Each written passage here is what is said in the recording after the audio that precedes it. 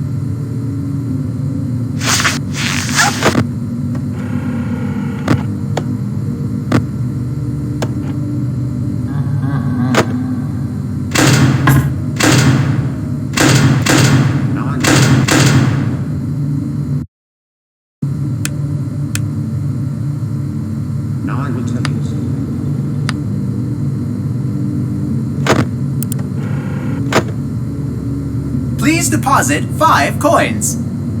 Please deposit 5 coins. Please deposit 5 coins. Please deposit 5 coins. How unfortunate. Please deposit 5 coins. How unfortunate. Please deposit 5 coins. I'm gonna do a sneaky Please deposit thing. 5 I know coins. when you can.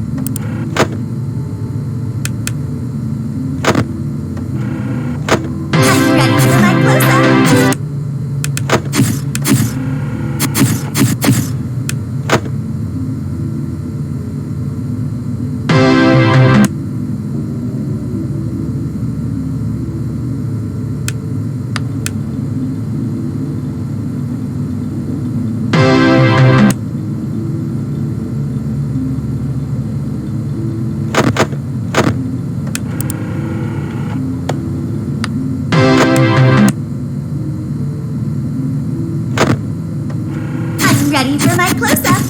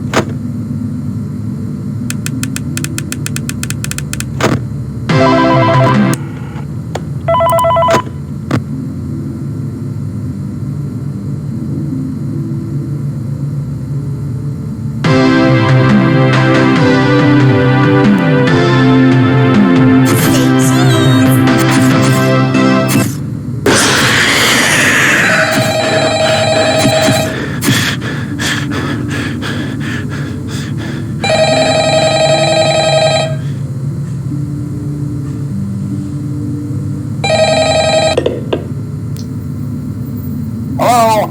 Hello? I wanted to record a message for you to help you get settled in on your first night.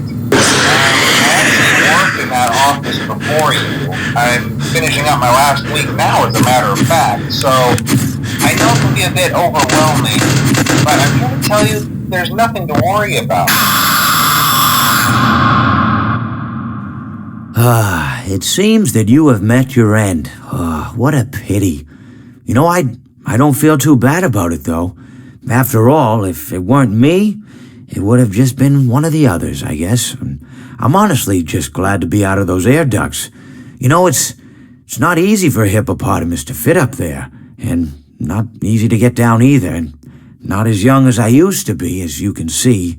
I used to be able to do all sorts of things. You're young, you're vibrant, you have that sort of pep in your step. It reminds me of a conversation I was having with one of my good friends, Orville. We were having a nice picnic one day. I believe it was summer. No, perhaps it was it the fall? Yes. It already. But I said to Orville, I says, Orville, I have a story to tell you. And Orville looked at me, kind of odd and said, what's it about? I said to him, not every story has to be about something, Orville. Sometimes a person just wants to talk. Why does everything have to be a story? I said to him. He just looked at me and he said, well, you said you had a story. And, he was quite right. I did, in fact. I told him I had a story. I suppose if a person just wants to talk, then it's best to not announce that you're telling a story. Telling a story does come with its own pressures and expectations, I suppose. After all, if you're just talking to a friend, then there's no more expectations than if you were talking into the wind. Words by themselves aren't expected to carry, aren't expected to stick. But if point to it all, no one wants to sit and listen to someone ramble on and on and on with absolutely no end in sight. So, it's good to be mindful that when you tell someone that you're about to tell a story, that you have something to say. Telling someone that you're going to tell them a story is tantamount to asking them to stop what they're doing and pay attention. You're basically saying, hey, buddy, stop everything. Stop what you're thinking. I have a solution to everything. And, well, I didn't really have any story to tell. In hindsight, I probably just misspoke when I said that I had a story. I think it would have just been better to tell Orville that I wanted to tell him something rather than tell him that I had a story. But, even then, it might have put too much importance on the whole thing. Either way, it was quite a nice day. I remember that we were drinking tea.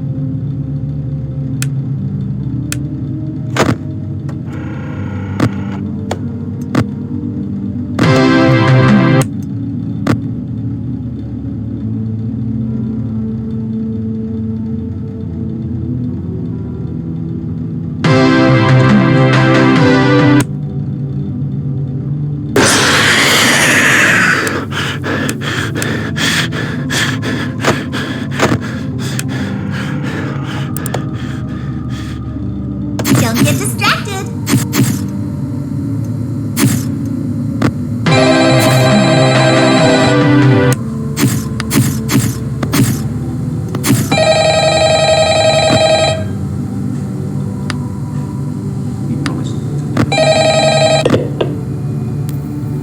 Hello?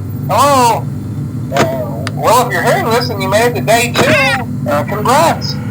I won't talk quite as long this time since Freddy and his friends tend to become more active as the week progresses.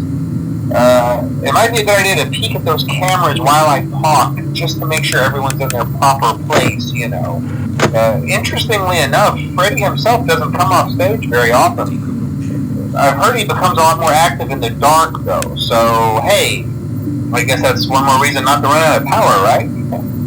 I also want to emphasize the importance of using your door lights. There are blind spots in your camera views, and those blind spots happen to be right outside. Today is all about me, me, me.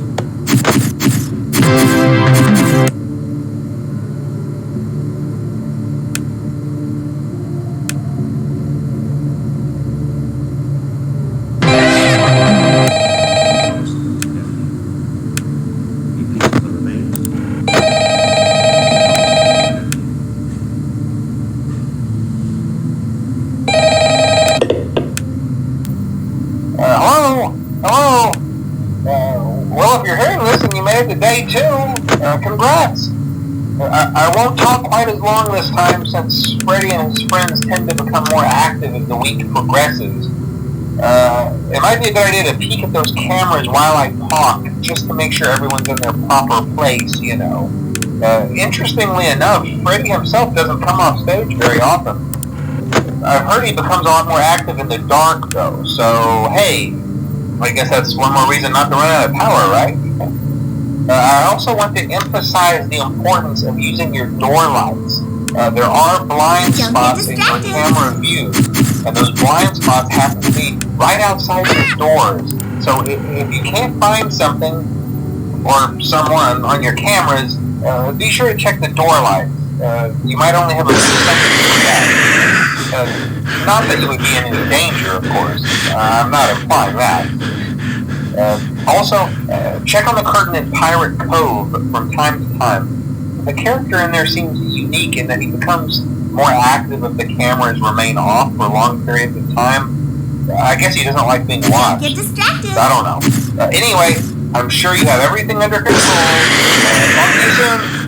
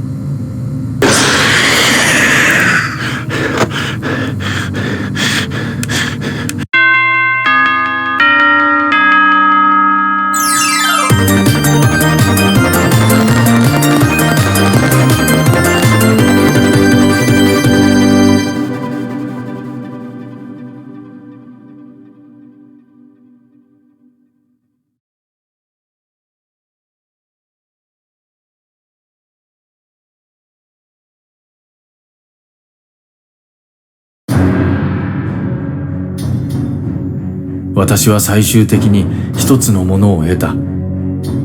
私が去ることができるかどうか聞いたところ、彼らは私を目覚めさせた。私は水面に戻り、泳いで家に帰ったが、結果は出なかった。あなたは決して祖先を怒らせることはない。今私は肩の後ろにこの口を持っている。夕べ、空に浮かぶ夢を見た。その後まっすぐ立って星の海に落ち、まるで下に見えないベッドがあるように着陸した。それは暗闇があるまで私を運んだ。目が覚めるとこれは死後のビジョンであると思えた。私は何が来るのかを見ていた。私の祖先が。私は実際に久々に馬小屋から集めていた紙を使ってアルパカの衣装を痛烈に作った。私は実際にはもともとかの窓の外でいくつかの厄介な音作りを計画していたが、その後彼は飲酒の谷に落ちた。そしてそれは